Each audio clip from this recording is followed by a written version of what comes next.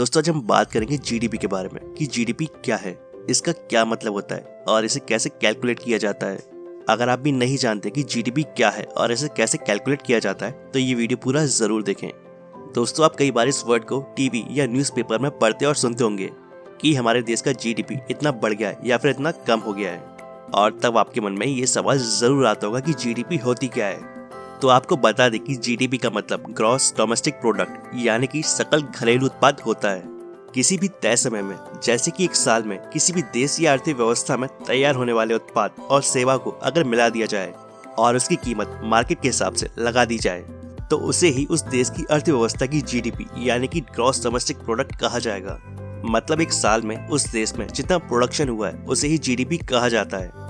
दोस्तों जीडीपी मुख्य रूप से 3 चीजों पर बेस्ड होती है। पहला कृषि, दूसरा उद्योग और तीसरा सेवा यानी कि सर्विसेज। और इन तीनों फील्ड में उत्पादन बढ़ने या घटने के औसत के आधार पर जीडीपी तय होती है।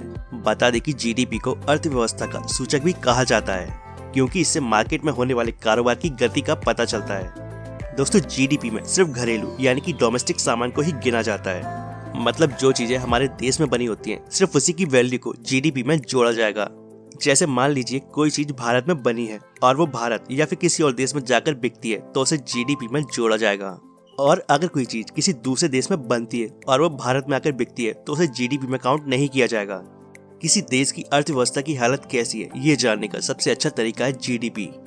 किसी देश की जीडीपी को कैसे मापा जाता है, अगर इसे बिल्कुल आसान तरीके से समझे तो मान लीजिए किसी देश में एक साल में सिर्फ 100 कुर्सियां बनती हैं और एक कुर्सी की कीमत 200 रुपए है तो उस देश की जीडीपी 20,000 रुपए होगी।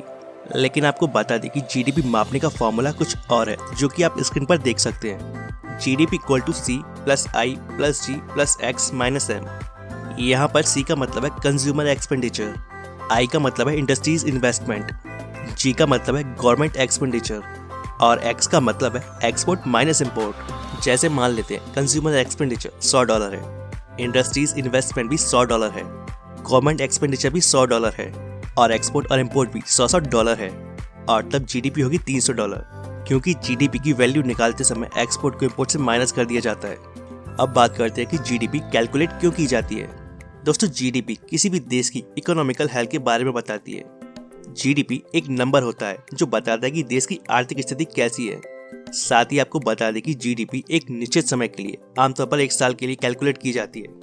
जीडीपी को कैलकुलेट करने के बाद जो नंबर आता है तो उस नंबर से अलग अलग देशों की जीडीपी की तुलना की जाती है और पता किया जाता है कि दूसरे देशों के मुकाबले हमारे देश की आर्थिक स्थिति कैसी है।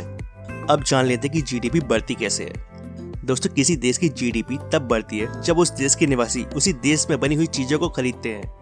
जैसे अगर आप भारत में रहते हैं और भारत में बनी हुई चीजें खरीदते हैं तो भारत की जीडीपी बढ़ेगी। लेकिन अगर आप भारत में रहकर चीन की चीजें खरीदते हैं तो चीन की जीडीपी बढ़ेगी। दोस्तों जीडीपी का सबसे पहले इस्तेमाल अमेरिका के एक अर्थशास्त्री साइमन कुजलेट ने 1935 से 1944 के दौरान अमेरिका की अर्थव्यवस्था को मापने के लिए किया था, और इसके बाद से इसका प्रयोग इंटरनेशनल लेवल पर IMF के द्वारा यानी कि इंटरनेशनल मॉनेटरी फंड के द्वारा शुरू कर दिया गया। और आज दुनिया का लगभग हर देश अपने देश की अर्थव्यवस्था को मापने के लिए जीडीपी का ही इस्तेमाल करता है। तो दोस्तों अब आपको अच्छे से समझ आ गया होगा कि जीडीपी क्या है और इसे कैसे कैलकुलेट किया जाता है। उम्मीद करता हूँ दोस्तों आपको ये वीडियो पसंद आएगा। वीडियो अच्छा लगे तो वीडियो को लाइक एंड शेयर करना ना भूलें, और अगर आपके कोई सवाल या सुझाव है तो कमेंट बॉक्स में कमेंट करके बताएं। And thanks for watching.